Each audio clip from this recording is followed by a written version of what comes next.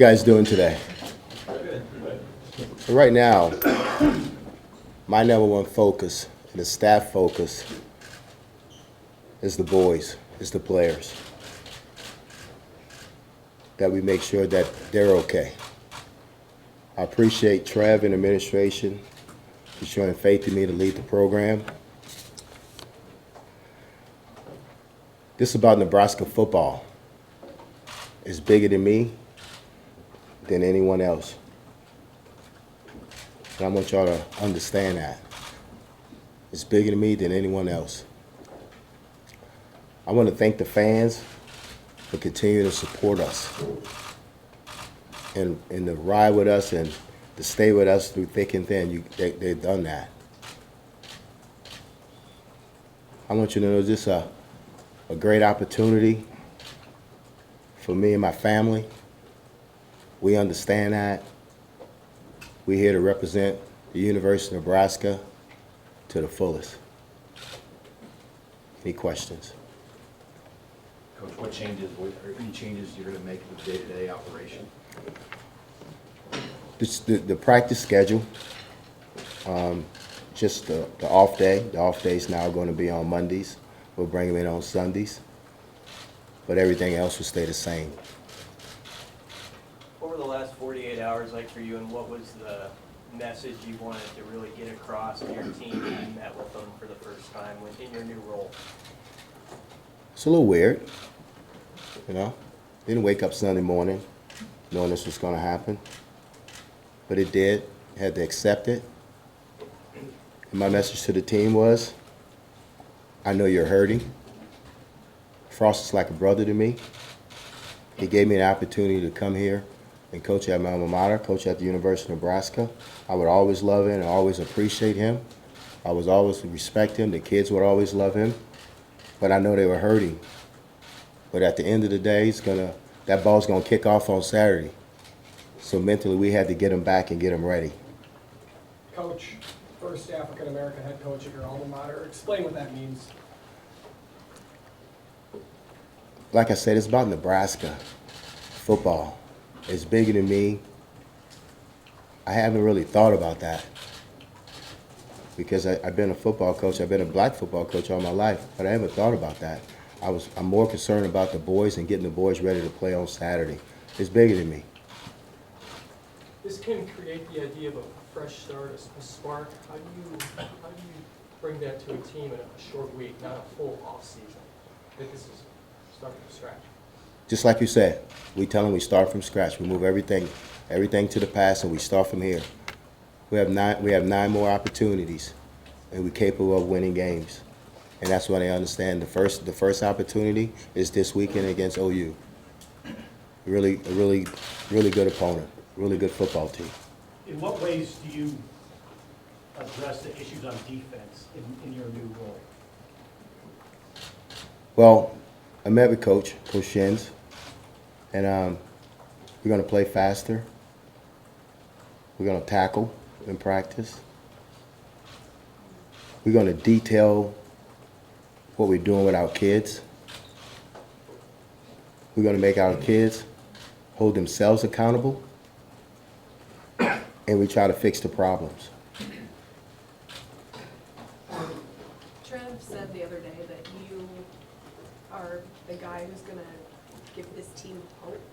How will you do that? Confidence, and let them know that I believe in them. Block out the noise what everybody's saying, and come to the building every day, prepared to win that practice, and knowing that you're capable of getting the job done, and don't doubt yourself. And that's what I'm feeding them. I'm feeding them confidence. How does your role as a recruiter for so long help you with that? I think everything has to do with relationships. And I have a pretty good relationships with a pretty good percentage of the team. And I think they understand that. Maybe you said that the players are hurting. How have you seen them handle the last 48 hours? Like champs. Like champs. The guy that recruited them sat in their living room is no longer there. I'm sure we all been in that situation before. So understand how you would feel. But they understand that they play for University of Nebraska, and it's time to move on, and it's time to get ready for OU on Saturday. They understand it, but they handle it like champs. They bounce back today. Mickey, will you still run the wide receiver room as the head coach, or will someone else kind of handle that for you now? Cass is going to handle that, the day-to-day operations, but I'll still be involved with it. Has he become now a full-time assistant? Yes, sir. Mickey, what would you say, in your mind, what was the number one issue for this team the last 3 weeks, and how do you fix that going forward? The number one issue the last 3 weeks, we haven't played well in 3 phases of the game. So now we got to get better on offense, defense, and special teams. That's how you win games, and that's what we have to do. You can't just put it on offense. You can't just put it on the defense. You can't just put it on the special teams. Everybody has to pull on the same side of the rope, and that's what we're gonna continue to talk to the team about and get them to do. Mickey, I mean, you've been an offensive-minded coach for most of your time recently, so going back to on defense, how is that going to play into getting the defense back to where they kind of need to be, and where you'd like them to be? Well, when you're an offensive coach, you better understand defense where they should be. And I always use my brother for example. He was a college quarterback, but he was a defensive back in the NFL. He was a college quarterback. Now he's a DC in the NFL. So you got to know what's going on the other side of the ball. You know where they should be. It's football, guys. It's either 4 down or 3 down. It's either 2 high or 1 high. I know your family is a tight inner circle, at least with coaching too. Did you talk to Vance and Terry, some of those guys, after you took this job, and what was that feedback like, I guess? No, we talk every day. We talk every day. We're really tight. We don't have too many friends in this industry, but we have each other. But we talk, and I can lean on my brother Vance. I can lean on my cousin Terry. I can lean on my brother Sammy, my cousin Derek. I can lean on them because one thing they're going to do, they're going to be truthful with what they tell me, and I respect their opinion. Mickey, you got 9 games to go. What's a realistic goal for this team? What do you hope happens here? Well, we got 9 games left, right?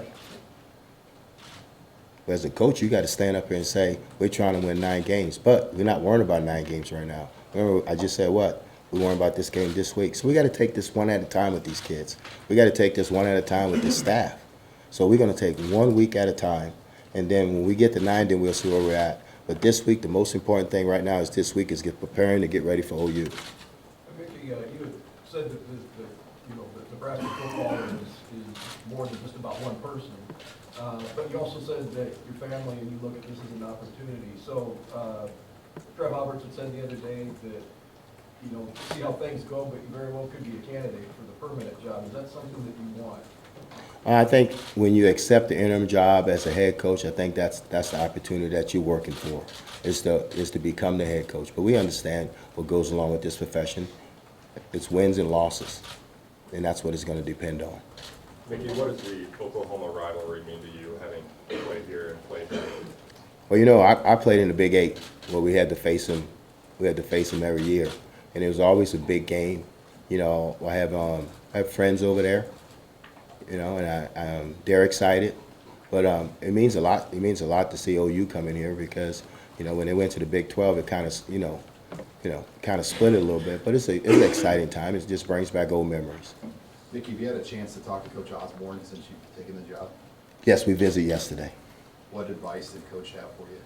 Well, he still talks to me like I'm a 19-year-old, but that's cool. But he gave me good advice that he believes in what I'm going to do, and discuss what he thinks we need to do. And I don't think I need to go into that what our conversation was about. But he still believes in Nebraska football, and he's still a wise guy. He's really wise. His wisdom's still there. So it's good. It was good to talk to him yesterday, and I'll do that weekly with him. Has you shifted any other duties on the defensive side of the ball in terms of who coaches what?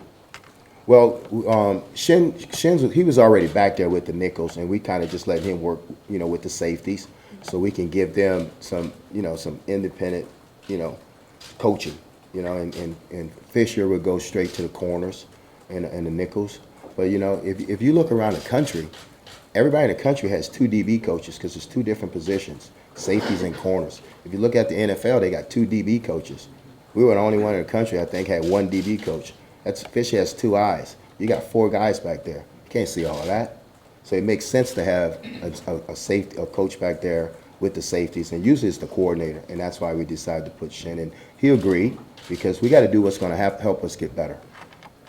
He's not talking this week, and you are, so I guess I'll ask you. When you look at that, some of the big plays, the run plays against Georgia Southern, what do you think was going on with the safeties, and what were they supposed to be doing? What didn't they do that time? Well, I think, anytime they have long runs, it's gap integrity. You got to be in your gap, and we got to fix that. They watch the film and we see what's going on, and it's gap. I mean, you guys know that. I mean, you just don't bust a big run with somebody there in the gap. If somebody's not in the gap, they're going to give a big run. There's things we got to fix, and that's what we're working on. You had one of your players talk to the media on Sunday, and is new. Has been here, I think, maybe 5 months. You've been here 9. He said there's a losing culture here, and that team players here just don't know how to win. How do you feel about, A, that comment, and B, maybe how you can fix that in a short amount of time? Well, I mean, we haven't been winning here, okay? But I wouldn't say it's a losing culture, because a losing culture is kids that don't come to work, Now, these kids don't play in a lot of tight games, I don't think they've ever been blown out. They played in a lot of tight games, so now we got to figure out how to get them over the hump, how to get over the hump, and then I got to do a better job with the players before they go to interviews and make comments like that. You reached out to some recruits, it sounds like. Just how important was that to get on the same page with them? And were you happy with, the feedback you got from that? Yes, because at the end of the day, they don't sign with a coach, they sign with the university. And you had to make that clear, to them that they signed with the university. But, all the committed kids, they were in good shape. They were in good shape. Now, you got to understand, these kids are 2022 now. They bounce back, so they're going to be okay. With the 6th ranked team coming in this weekend, 6th ranked team in the country, I mean, how big of an opportunity is that for you in your first game, and also for the team to kind of put this back where you guys want it? Well, it's an opportunity that I think our kids, they're welcome, and we're going to prepare for OU and get a game plan together, to try to beat them. But we understand that we respect everything they do. Venables is a really good coach. I went against him when he was at Clemson. He's a really good defensive coordinator. Now he's a head coach. So I know, some of the things that they was doing on defense, they're going to do with it at Clemson. So we understand that. But it's a big opportunity for the players, and I think they're excited. What's jumped out about OU in their first 2 wins? When you look at them on film, just the first 2 wins. They're a solid football team. They play really good defense. They're solid in special teams, and they're really good on offense. Would you like to see anything change in the way that they tackle, the practice tackling? Well, I thought they tackled good today. I think that when they have the opportunity to do it, I think they do it well. It's something that is muscle memory, something that you got to do a lot to get it done. Tackling's not easy. I think what happens when I talk to my brother, he says what happens when he gets college defensive backs, one, they don't process real well because they play nothing but man, and 2, they don't tackle real well. So when we say we have to address the tackling issue, you can't attack it. You can't attack the tackling issue without tackling, and that's what we did. More for Coach. Nick, do you expect Nick or Travis to be back? They're both a day-to-day. Both are due. Nikki, how are you guiding Casey Thompson through this whole process? Well, I mean, Casey's a really smart kid. Comes from a really good family. So Casey understands situations like this. But Coach Whipple's going to continue to guide Casey. And Casey, I've been knowing Casey since he's been a kid. So Casey understands that I'm still going to be the same old coach for him, and get on him when I need to get on him and hug him when I need to hug him.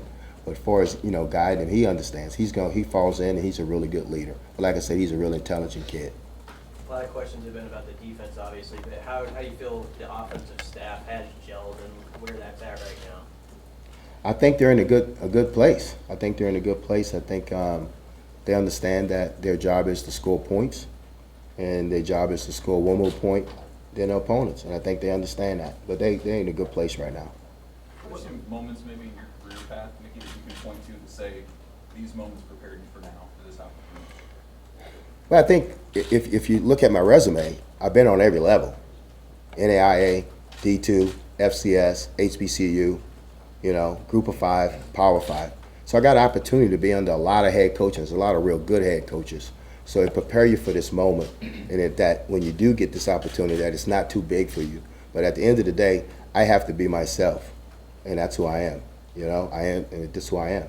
And I'm going to be the same person I was, and I depend on relationships with the kids, and it depends on, and I tell them that I'm going to be truthful with them. And that's how I survived in this profession. How does your Louisiana upbringing help factor into that? Well, when you're from New Orleans and you live down there, shake everything off and you move on, press on. And Mickey, sometimes people say that the football team takes the personality of their head coach. What parts of your personality do you hope rub off on this team? Granted, this week might be tough, but at the end of the day, at the end of the season, what do you hope Nebraska takes from it? Well, that I'm going to be detailed, I'm going to be high energy, and I expect them to leave it out all on the field. And I thought today at practice they did that. Can you take us back to when you were playing against Oklahoma specifically, the feeling in the locker room, the tradition, the whole thing? A little different back then, but just for those who sort of want to reminisce pregame here. Well, you knew when the Oklahoma week was. You knew, the fans let you know, the coaches will let you know, the students will let you know. So you knew it was a big game, and you knew that, that they were going to come in, they was going to be just as talented as you, because at that time, it was OU, Nebraska, and Colorado. That was the 3 top dogs. So you knew for the OU game, and you was excited because you got to play a really good football team. And you knew this was your opportunity to come out and show the world that you was a really good football team. And I think this opportunity this weekend, that's what our kids are looking forward to. Thank you, Coach. Thank you, guys.